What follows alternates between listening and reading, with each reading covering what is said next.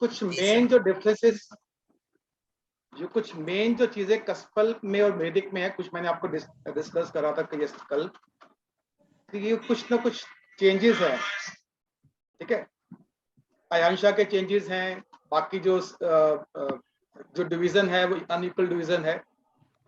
कुछ और चीज आपको ध्यान रखना पड़ेगा। कस्पल के अंदर we do not take retrograde planet, वक्री ग्रह हम कस्पल में नहीं लेते हैं। रेट्रोगेशन का कॉन्सेप्ट कस्पल में नहीं है। कुछ सिचुएशन में जो मैंने डेवलप करा है वो मैं आपको लेटर स्टेज में बताऊंगा कहाँ पे आप रेट्रोगेट प्लैनेट यूज कर सकते हैं। अभी आप लेके चलिए, रेट्रोगेशन अब यूज नहीं करें, ठीक है। कंजंक्शन कॉम्बिनेशन भी नहीं यूज करेंगे। तो कुछ दिनों के लिए for the few days you just need to forget Vedic astrology, okay, because this is totally a new concept. Only basic is required, जो हमने डिस्कस किया और आपको काफी कुछ बेसिक मालूम ही है। That is only my requirement to learn cuspal interlink theory, ठीक है। On general, Cuspal interlink theory is little bit difficult and little bit complicated, but I will not make it complicated. Okay, I will not make it complicated. I will add on Vedic where it's required, where I know the Cuspal will fail. Because you, after doing Cuspal, you will get confused. The purpose is to counter the Vedic astrology through Cuspal interlink theory. वैदिक को cross check करने के लिए हम कस्पल interlink को use करेंगे, और कस्पल link को क्रॉस चेक करके वैदिक भी यूज करेंगे, ठीक है ना। Let me share the screen, हम स्टार्ट करते हैं यहाँ से कस्पल।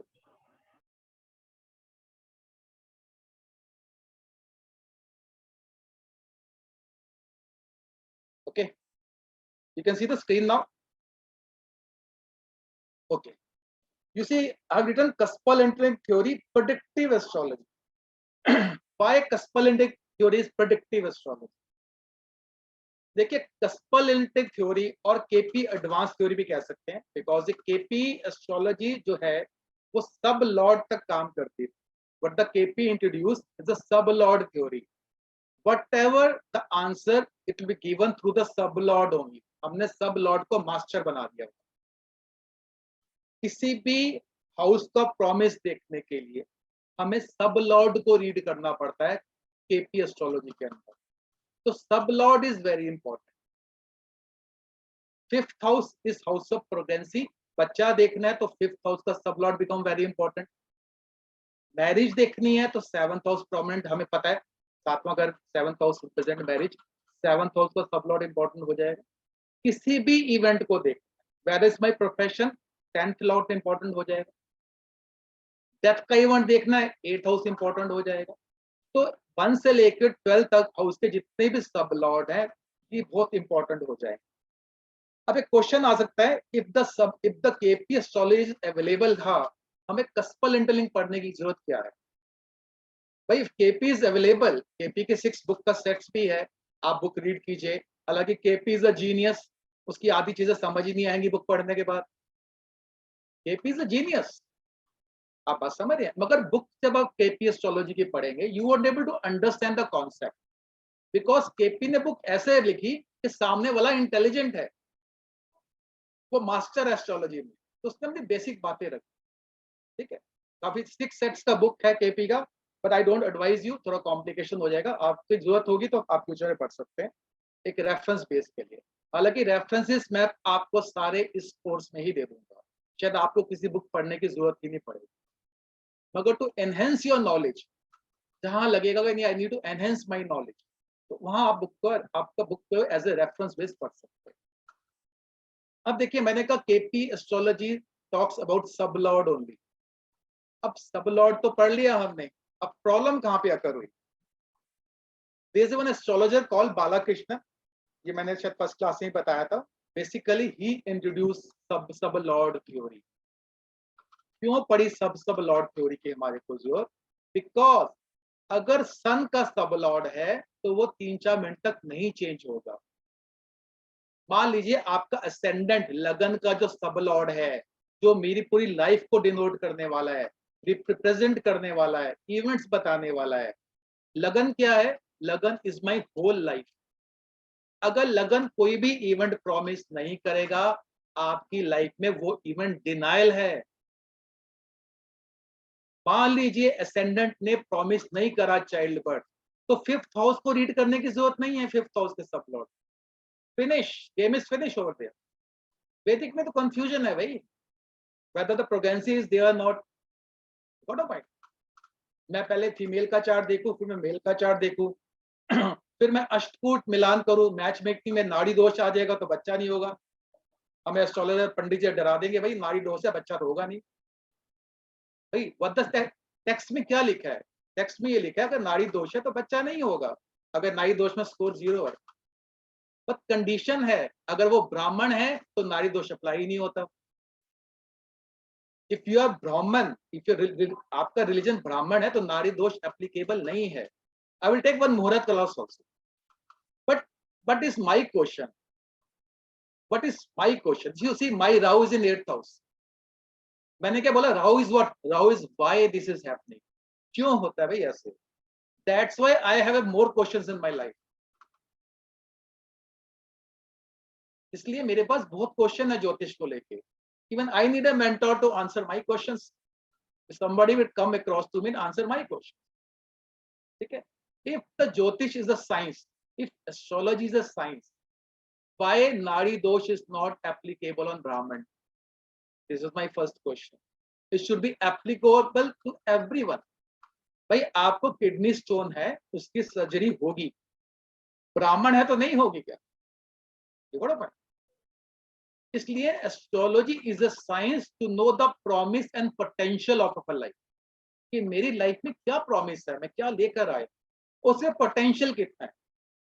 ठीक है, ये दो सब्जेक्ट हम कस्पल इंटेलिजेंस में पढ़े। Now I said, I talk about the sublord theory. मैंने बोला अगर सन का सबलॉर्ड है या वीनस का सबलॉर्ड तो 10 मिनट भी चेंज नहीं होगा। इफ सपोज द सबलॉर्ड जो वीनस है वो 10 मिनट में भी नहीं चेंज होगा, तो everyone born in that particular time doesn't have a same destiny. जो उस 10 मिनट में बच्चा पैदा होगा उसकी डेस्टिनी सेम नहीं हो सकती। Even the twins have a same different destiny. Even जो बच्चा एक चाइल्ड बर्थ एक ही हॉस्पिटल में एक ही टाइम पे होता पैदा होगा, उसकी भी डेस्टिनी चेंज हो जाती है। बाय ओके, कस्पल इंटरलिंक में हमने क्या किया, हमने सब लॉर्ड के भी डिवीजन कर दिया। नाउ व्हाट इज सब लॉर्ड, मैं थोड़ा एलिब्रेट करता हूँ सब लॉर्ड, क्योंकि सब लॉर्ड और सब लॉर्ड आप बहुत रिफ्लेक्टिवली मेरे मुंह से सुनेंगे। ये कॉन्सेप्ट मैं आज आपको क्लियर करूंगा। We may go very slow, मगर मेरा काम आपको बेसिक कॉन्सेप्ट को समझाना है। कस्पल तो प्रैक्टिस कर लेंगे, आपको कॉन्सेप्ट आता। देखिए आप लोगों को नाड़ी, आप लोगों को वैदिक में नवमांश सुना होगा।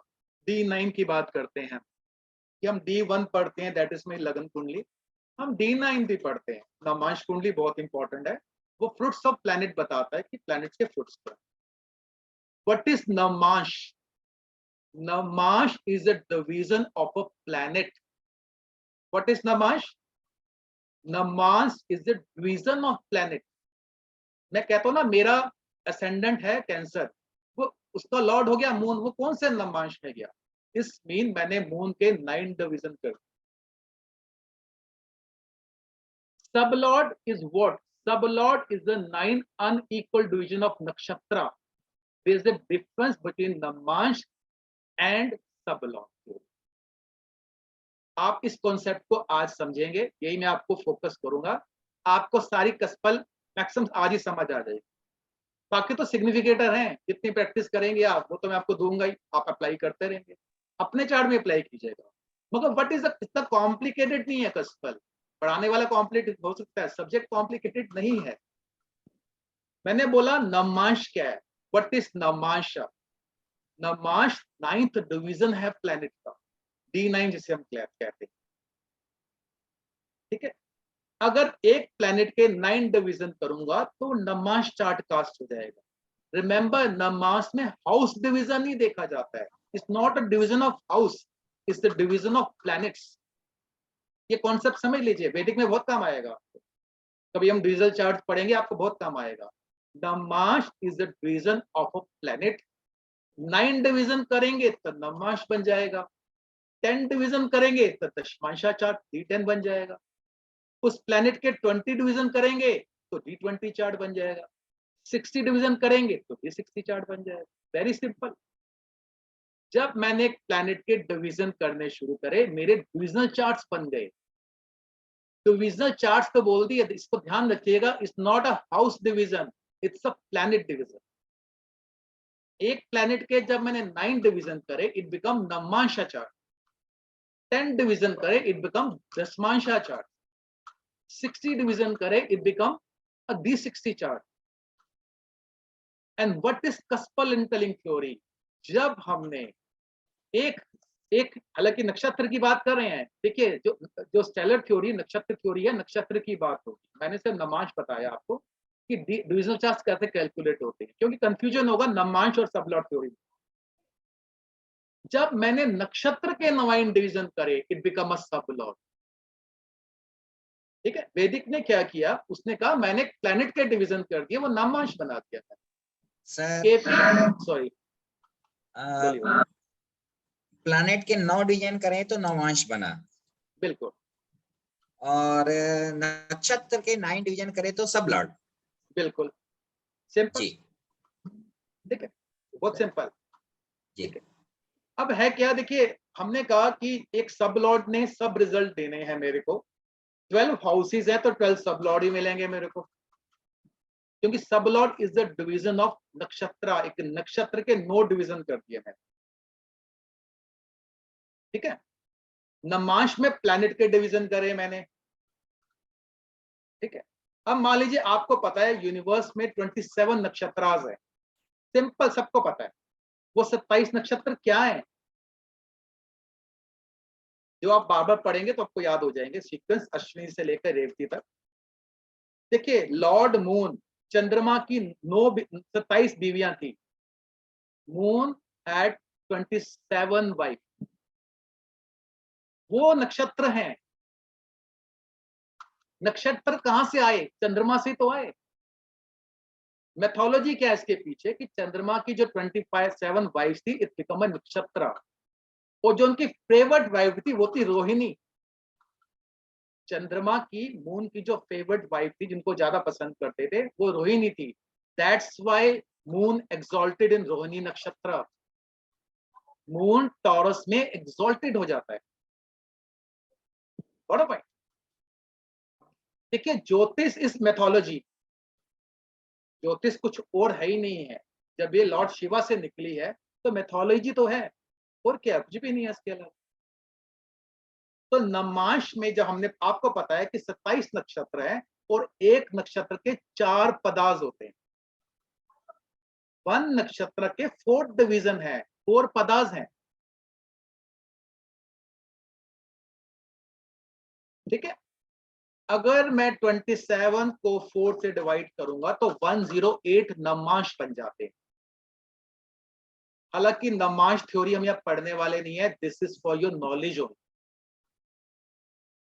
This is just for your information, कि हमें कोई पूछेगा, आप कहीं बात करेंगे भी 108 नमांश कहां से आ गए भाई, आपको पता होना चाहिए 27 नक्षत्र, एक नक्षत्र के 4 पदार्थ हैं, उसको हमने मल्टीप्लाई करा तो 108 नमांश बने ना। नमांश का रोल खत्म, अब हम नमांश का बात नहीं करेंगे। ठीक है, अब मैं बात करूंगा नक्षत्र की। जब मैंने नक्षत्र के 9 डिवीजन करे, इट बिकम अ सब लॉर्ड। ठीक है, अब हमने कहा, मैंने बोला कि सब लॉर्ड, मान लीजिए अगर 12 हाउसेज हैं और लगे, मान लीजिए असेंडेंट का ही सब लॉर्ड सन बन गया, और जो सन जो है वो 3 मिनट में बदलेगा नहीं। वो 3 मिनट के अंदर जितने भी चाइल्ड बर्थ हैं, क्या उनकी डेस्टिनी सेम होगी? आप कहेंगे नहीं हो सकती। Everyone in this world comes with a different destiny. Even की हाथ की लकीरें सबकी डिफरेंट हैं। Everybody have a different destiny, इसमें तो कोई क्वेश्चन है ही नहीं। आज की डेट में 3.5 सेकंड में एक चाइल्ड का बर्थ होता है। Child birth ratio is child birth जो बर्थ है दैट इज इन 3.5 सेकेंड में worldwide, and every child have a different taste. तो मैंने कहा सन का सबलॉट तो चेंज ही नहीं होगा 3 मिनट्स तक, 180 सेकेंड्स हो गया, हमें कोई चाइल्ड बर्थ अगर वो सन का ही सबलॉट में आया है उसकी डेस्टिनी कैसे बदल जाएगी। मुझे लगा this is the incomplete theory, क्योंकि वीनस का सबलॉट 10 मिनट में भी नहीं बदलता। सम टाइम जो ट्विंस का बर्थ है दे केम विद द सेम सबलॉट। मान लीजिए 10 मिनट या 8 या 10 मिनट में कोई बच्चा ट्विंस का बर्थ होता है, if they have a same sub lord तो मेरे लिए तो बड़ी प्रॉब्लम है, चार्ट तो सेम कास्ट होगा। डिविजनल चार्ट बदल सकते हैं उसके, D60 बदल जाएगा, जब मैं लेटर में लास्ट क्लास में आपको थोड़ा इंट्रोडक्शन दूंगा उसकी, मगर सबलॉर्ड चेंज ही नहीं होगा। Sublord is the promise of my life. लगन का sublord is the promise of my life कि मैं क्या लेकर आया, whether I am a promise, I have a promise for marriage, whether I have a promise of childbirth, क्या promise है मेरे पास। You need to check the sublord or sublords of ascendant। मैंने थोड़ा प्रिसाइज करा, मैंने सबलॉर्ड के भी 9 division कर दिए, थोड़ा प्रिसाइज हो गया ना। अब मैंने कहा सन का जो सबलॉर्ड 3 मिनट में नहीं बदल रहा था, अब वो 1 मिनट तक लेकर आ गया उसको। अब क्या असेंडेंट का सबलॉर्ड तो सन हो सकता है मगर सबलॉर्ड सन नहीं है, यानी 1 मिनट के डिफरेंस में sub lord will change and the sub lord will give me the promise of my life, whole life. जैसे हम कहते हैं लगन ही सब कुछ है। मैं आपके लगन से बता सकता हूं आपका प्रोफेशन की पॉसिबिलिटी क्या है, just seeing your ascendant only. बाकी तो भूल जाइए, ज्योतिष भूल जाइए। I can teach you astrology in a day, I have a tool. मैं आपको ज्योतिष एक दिन में सिखा सकता हूं, आप बात समझ रहे हैं। और आप एक दुकान खोल के बैठ सकते हैं, आराम से पैसा कमाइए, कोई दिक्कत नहीं है, no worries. But this is the divine science. हमें मजाक नहीं है ना ज्योतिष, ऋषि ने दिया है मेरे को, मैंने तो बोल दिया spend 1 hour with me, I will teach you jyotish, that's all. जो आएगा उसको बताइए ये कर दे, ये कर दे, तेरा काम हो जाएगा। But this is not astrology. देखिए ज्योतिष और एस्ट्रोलॉजी में फर्क है। आप बोलेंगे क्या फर्क है। ज्योतिष comes from I of Vedas, जो हम वैदिक एस्ट्रोलॉजी पढ़ते हैं उसके शास्त्र हैं। मगर स्टेलर एस्ट्रोलॉजी जो है, KP astrology is not come from the my Vedas. ये तो किसी नेटिव ने काम किया। KP work very hard for this subject. I believe he is one of the genius, KP Krishnamurti, one of the genius.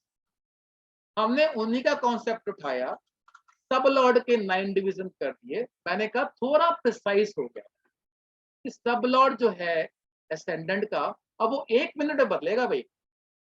अब आप क्वेश्चन पूछ सकते हैं सर 1 मिनट में काफी बच्चे पैदा होंगे, चाइल्ड बर्थ तो हो सकता है within a minute, there is a possibility. But I did 9 division of sublord also। हमने क्या किया, हमने सब लॉर्ड के भी 9 डिवीजन कर दिए। कल की क्लास में I told you yesterday, I will teach you how to do birth time rectification up to milliseconds. Millisecond से बच्चा पैदा नहीं हो सकता। Everyone have a different sub lord precise. अगर मैंने लगन का, अब यहाँ सब लॉर्ड की बात कर रहा हूं, तो मैं बोलूंगा 4SL थ्योरी। मैं रिपीट करता हूं सतीश जी, दोबारा रिपीट करता हूं क्योंकि थ्योरी, ये कॉन्सेप्ट समझना बहुत इंपॉर्टेंट है। देखिए एक है सब लॉर्ड। सब लॉर्ड क्या है, नक्षत्र के 9 डिवीजन। हमने कहा इतना प्रिसाइज नहीं है, इट्स नॉट वेरी प्रिसाइज, मजा नहीं आएगा इसमें काम करके। But we did 9 division of sub lord also. It become sub lord. 2SL लिख सकते हैं हम आपको, आप शॉर्ट में लिख रहे हैं अगर तो 2SL लिखिए। मैंने कहा नहीं, I am not satisfied here even, I want to be more precise. मैंने उस सब लॉर्ड के भी 9 डिवीजन करके इट बिकम 4SL थ्योरी, जो मैंने नाम दे दिया। मैं जो आपको सिखाऊंगा दैट इज 4SL थ्योरी। उसके लिए आपको ट्रू एस्ट्रोलॉजी का 5.6 सॉफ्टवेयर लेना पड़ेगा वर्जन को। 4.6 वर्जन नहीं लेना, क्योंकि वो सब लॉर्ड तक का ही बात करता है, and it doesn't work. I will not teach you सब lord theory, I will teach you 4SL theory. क्यों? क्योंकि मिली सेकेंड में सब लॉर्ड बच जाएगा, चेंज हो जाएगा। इवन एक बच्चा पैदा हुआ है एक ही हॉस्पिटल में, एक मिली सेकेंड को काउंटर करना वेरी डिफिकल्ट। चलिए मैं इसको सेट करता हूं कि मिली सेकेंड भी मैच हो गए। Let's be very fair with astrology. मान लीजिए कि 4SL भी हैं, एक दो बच्चों के कॉमन है, बट जब हम बर्थ टाइम रेक्टिफिकेशन करेंगे, हम जेनेटिकल मैचिंग करेंगे कि ये बच्चे का फादर ये है, वो नहीं है भाई, इस बच्चे की मदर ये है, वो नहीं है भाई। पेरेंट्स आर डिफरेंट, पेरेंट्स तो डिफरेंट है, पेरेंट्स का नक्षत्र लॉर्ड तो डिफरेंट होगा ना। हम वहां तक मैचिंग करेंगे तो हमें एक अलग सब लॉर्ड मिल जाएगा। 4SL थ्योरी बहुत प्रिसाइज थ्योरी है, इसमें मैंने लास्ट 7 इयर्स काम किया है। I work hard on for 7 years. मुझे इसकी कमियां भी पता है, मुझे इसकी बेस्ट पार्ट भी पता है। I will teach you everything. कल को आप ये ना बोलिए कि sir what have learned is not working, but you don't know how to work. भाई ज्योतिष काम नहीं करता, ज्योतिष काम करता है, मुझे उसका यूज करना नहीं आता। That is the biggest problem. ठीक है, आप इस बात को ध्यान रखिएगा। जब मैं बर्थ टाइम BTR सिखाऊंगा, वो लास्ट में सिखाया जाएगा, जब आपको हर सब लॉर्ड के जो सिग्निफिकेटर हैं आपको मालूम चल जाएंगे। भाई अगर चाइल्ड बर्थ देखना है तो क्या इंपॉर्टेंट है, कोरोलिंग क्या होने चाहिए साइड सब 5th हाउस के। अगर मुझे मैरिज देखना है तो मुझे क्या ढूंढना है उस प्लेनेट के अंदर, मैं ये सारी चीजें मेरे को फाइंड आउट करनी पड़े। फिर मैं आपको हरारी एस्ट्रोलॉजी सिखाऊंगा, जिसे हम कहते हैं प्रश्नाकाश करना। ठीक है, सिर्फ कस्पल से। प्रश्न is a very vast subject. I know 5 techniques of प्रश्न, मगर जो इसमें कोर्स में है दैट इज ओनली CSL के थ्रू सिखाया जाएगा। आप जब वर्किंग करेंगे, प्रैक्टिस करेंगे, मैं तो टूल दूंगा आपको, आप जब उसे काम करना शुरू करेंगे तो आपको पता चल जाएगा वो थ्योरी कहां तक काम करे। अब मैं क्या करता हूँ, देखिए मैंने पहले ही बोला जो आज की क्लास बहुत इंपॉर्टेंट है, इसलिए मैं कुछ चीजें रिपीट करूंगा कि आपके ना यहाँ आ जाए, क्योंकि यही चीजें मैं बार बार रिपीट करने वाला हूं आपके साथ। When I will talk 4SL theory, इसमें I have did the division of sublord, क्योंकि मैं 4SL थ्योरी पे काम करना सिखाऊंगा, मैं सब लॉर्ड पे नहीं काम सिखा रहा आपको, वो काम ही नहीं करती। आई वर्क ऑन सब lord theory for 3 years, it doesn't work for me, क्योंकि जब मैं इवेंट मैच करता था ना किसी नेटिव के, वो मैच ही नहीं होते। आप बात समझ रहे हैं? फिर आई डाइवर्सिफाई माई सेल्फ, कि उसको भी डिवीजन करा जाएगा तो मैचिंग हो जाएगी।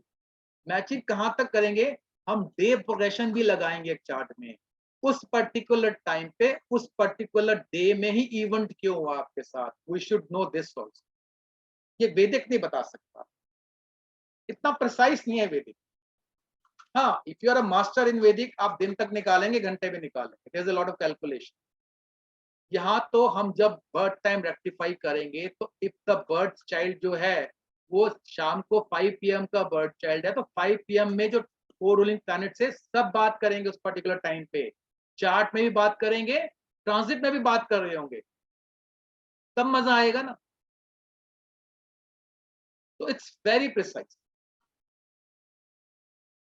मैंने बोला असेंडेंट का सब लॉर्ड या 4SL जो होगा वो आपके लाइफ के सारे प्रोमिसेस बता देगा। जब अगर आपने बर्थ टाइम रेक्टिफिकेशन किसी भी नेटिव का, किसी भी इंसान का कर लिया आपने, वो असेंडेंट ही सारे आंसर दे देगा, आपको कुछ देखना ही नहीं है, बात ही खत्म हो गई है। अगर मान लीजिए ऐसे नेटिव का चार्ट आपके पास आता है बर्थ टाइम रेक्टिफिकेशन के लिए, जिसकी एज 35 इयर्स की है, he must be having some major event in his life. कोई उसकी शादी हुई होगी, चाइल्ड बर्थ होगा, उसका पेरेंट्स ना हो या ग्रैंड पेरेंट्स ना हो, तो मैच कर सकते हैं। मगर जब वो बच्चा है ही 1 साल का, तो उसके लाइफ के इवेंट्स नहीं मिलेंगे आपको। आप क्या करेंगे? तब भी तो आ सकता है ना कि देखिए अब बर्थ टाइम क्या है बेसिकली, ये सब्जेक्ट में जब मैं बीटीआई करूंगा तब डिस्कस करूंगा कि हमने बर्थ टाइम को कैसे स्पेसिफाई करा, ठीक है? नहीं तो तब तक फर्स्ट क्लास के बाद अब 14th क्लास से भूल जाए। अभी जो मैंने आपसे डिस्कस करा नमांश, मैंने सिर्फ आपकी नॉलेज के लिए बताया क्योंकि मैडम तो ये बात कर रही थी कल सब, what is नमांशा?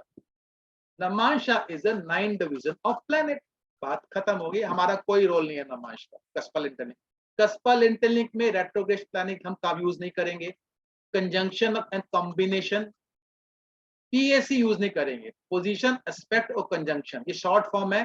Position, aspect and conjunction, short form में पीएसी हम यूज नहीं करेंगे। रेट्रोगेशन नहीं करेंगे, हम सिर्फ कोरूलिंग रीड करेंगे। किसके? 4SL के। 4SL अब समझ रहे हैं मैं क्या कह रहा हूं?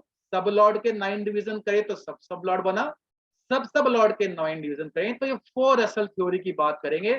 This is called कस्पल interlink theory. This is the main subject of our course.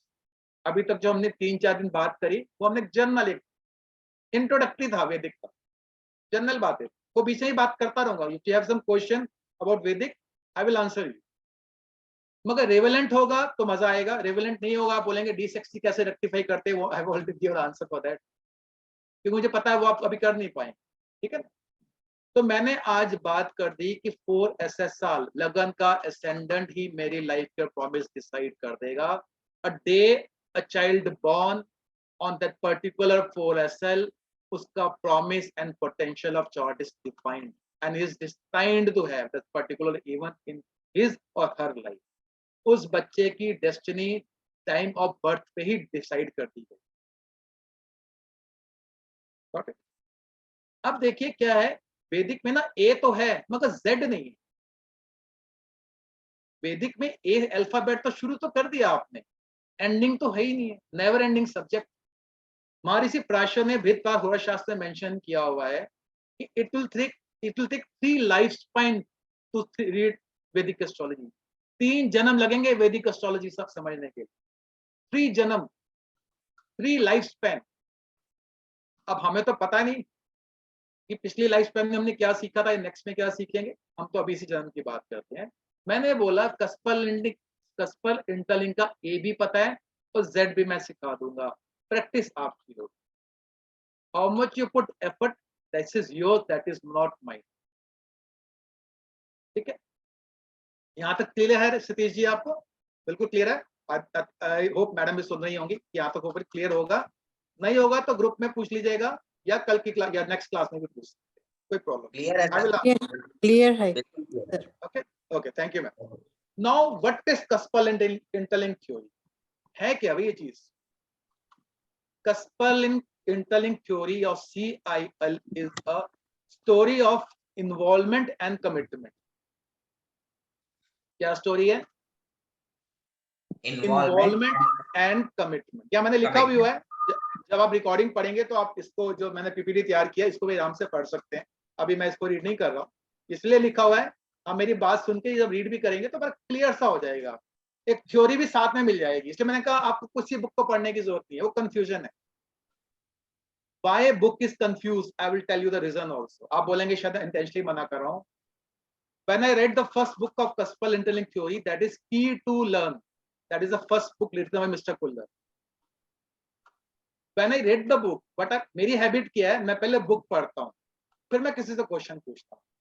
आप तो पहले बुक पढ़ी नहीं, मैंने तो सारी बुक पढ़ी है, फिर मेरे पास क्वेश्चन आएंगे। मैंने मार्क करा उसमें मिस्टेक्स, देयर इज अ 40% उस बुक के अंदर मिस्टेक्स। बिना लर्निंग करे हुए कस्पल इंटरलिंक मैंने उसमें से मिस्टेक निकाल। मैंने कहा ये तो क्या पढ़ रहा हूं मैं, this what everyone is reading about कस्पल interlink theory के बारे में। इसलिए मैं एडवाइस कर रहा हूं अभी मत रीड कीजिए, क्योंकि आप बेसिक शुरू करेंगे की टू लर्न से, उसमें 40% only mistakes are there, you will get confuse. देखिए अगर मैं पीपीटी नहीं भी बनाता ना, मैं आपको सिखा सकता था। देयर आर मेनी टीचर्स वो बिना पीपीटी के सिखाते हैं। पर्पस ऑफ पीपीटी की थ्योरी भी तो हो आपके हाथ में, वो तो रेफरेंस बेस। भाई करुण जी आपको रिकॉर्डिंग तो दे रहे हैं, जो कल की रिकॉर्डिंग मोस्ट प्रोबेबली आज ही तो कल दे देंगे, इसकी रिकॉर्डिंग भी कल या परसों आपको मिल जाएगी। तो हमेशा रिकॉर्डिंग आपके पास रहेगी, फिर विथ थ्योरी रहेगी। नाउ अब हमने बात तो कर ली कस्पल एंड थ्योरी की, अब एक काम कैसे करते हैं। मैंने कहा कस्पल इंटरलिंक थ्योरी बात करती है इन्वॉल्वमेंट एंड कमिटमेंट की थ्योरी है।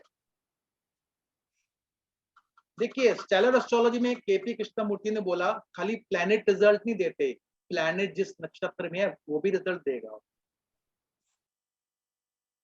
आप बात समझ, मैं शायद कल या परसों बात कर रहा था, इफ यू रनिंग, आप किसी दशा में चल रही है, आपकी गुरु की दशा चल रही है, गुरु जो है बुध के नक्षत्र में है, मान लीजिए ज्येष्ठा नक्षत्र का है, गुरु बुध के नक्षत्र में है।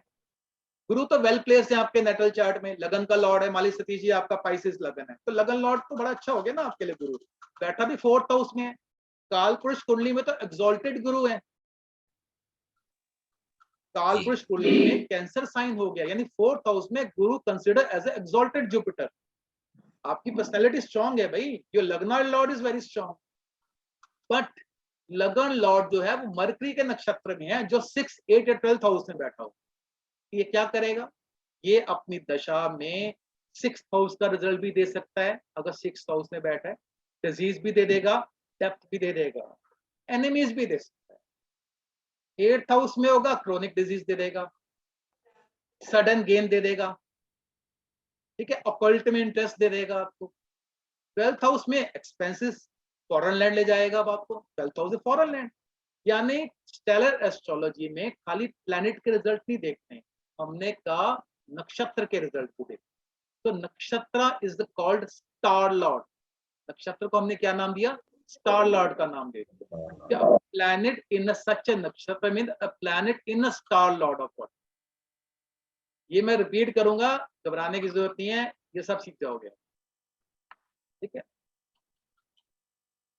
क्यों, क्योंकि मैंने जो नक्षत्र के जो डिवीजन करे थे ना, वो सब लॉर्ड है।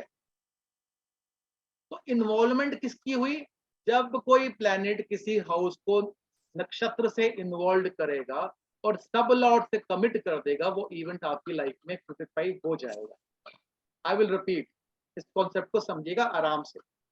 मैंने बोला जब कोई प्लैनेट अपने नक्षत्र से किसी हाउस को इन्वॉल्व करेगा और मेरे सपोर्टिंग कस्ट जो रिक्वायर्ड है वो सब लॉर्ड से कमिट हो जाएंगे, तो वो इवेंट फ्रूटिफाई मेरे उस पर्टिकुलर दशा भुक्ति अंतरा में हो जाएगा।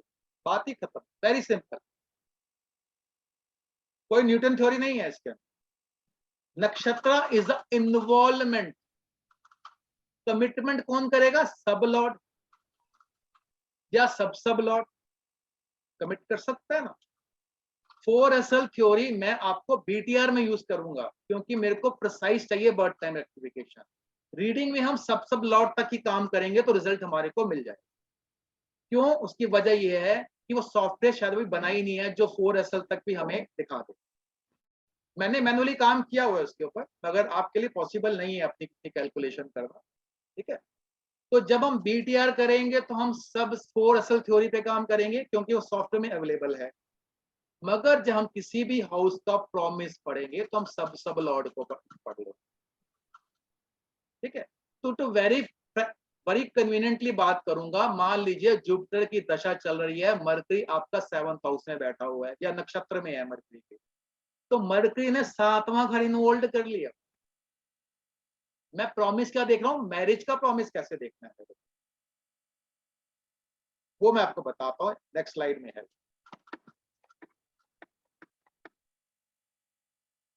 मैंने लिखा है कस्पल interlink theory works of involvement and commitment. Involvement through नक्षत्र, कमिटमेंट क्या करेगा, सब लॉर्ड कमिट कर देगा और सब लॉर्ड को कंफर्मेशन दे देगा ये इवेंट होने वाला है, इसकी लाइफ हो जाएगा, ये इवेंट इसकी लाइफ, कोई डिफिकल्टी नहीं आएगी। बात समझ गए, एक प्लैनेट ने अपने नक्षत्र के रिजल्ट देने हैं, वो नक्षत्र मेरा इन्वॉल्व कर होना चाहिए उस पर्टिकुलर हाउस से। कमिटमेंट उन हाउस से होनी चाहिए जो इंटरलिंक करेंगे। मान लीजिए मैरिज का इवेंट देखना है तो हम कहते हैं 2-7-11 या 5-7-11, ये कॉन्ट्रोडिक्शन है थोड़ी सब्जेक्ट को लेकर, ये मैं लेटर क्लियर करूंगा आपको सारे कॉन्सेप्ट। कस्पल इंटरलिंक की जो बेस बताता है कि मैरिज के लिए 5th house, 7th house, 11th house की इन्वॉल्वमेंट चाहिए। जब मैंने इस पे काम किया तो मैंने थोड़ा केपी एस्ट्रोलॉजी को या कृष्णमूर्ति को ज्यादा फेवर किया। वो कहते हैं सेकंड हाउस की involvement is very important because second house is house of कुटुंब। ऋषि क्या बोल रहा है? Second house is a family, your family lineage. जब आपकी शादी होती है तो फैमिली लीनियज बढ़ती है, एक मेंबर एड ऑन होता है आपकी फैमिली के अंदर। तो सेकंड हाउस मैरिज के लिए बहुत इंपॉर्टेंट है। मिस्टर कुल्लर जिनकी थ्योरी है, मैं उनको नहीं दूंगा इनकी थ्योरी है क्योंकि थ्योरी उनकी नहीं है, मगर he worked on this particular subject. उन्होंने कहा 5th हाउस ले लो मैरिज के लिए, 7th हाउस इन्वॉल्व करे, 5th हाउस को कमिट कर देगा तो मैरिज कमिट हो सकता है। भाई 5th house is a house of love affairs. हर एक की शादी में लव अफेयर थोड़ी ना होते हैं। आप बात समझ रहे हैं? देखिए वैदिक में कॉम्बिनेशन है लव मैरिज के। अगर 5th हाउस का लॉर्ड 7th हाउस में है, 7th हाउस का लॉर्ड 5th हाउस में है, या ये दोनों कंजक्ट है, it's a combination for the love marriage in वैदिक एस्ट्रोलॉजी। सिंपल। अगर वैदिक कह रहा है कॉम्बिनेशन है तो मैं इसको कस्पल में इंपॉर्टेंस नहीं देता 5th हाउस को। मैं दूंगा second house is more relevant house for the marriage. वो एक इनहेंस कर रहा है, एक फैमिली मेंबर की एडिशन है। एक मेल की जब एक फीमेल आएगी लाइफ में, एडिशन ऑफ फैमिली है भाई। फीमेल के लिए एक हस्बैंड आ रहा है लाइफ में, एक बंदा और ऐड हो रहा है उसकी लाइफ के। ये कंट्रोवर्शियल सब्जेक्ट है बट मैंने आपको अपनी एनालिसिस बताई है क्योंकि मैं वो सिखा रहा हूं जो मेरा एक्सपीरियंस है। ठीक है।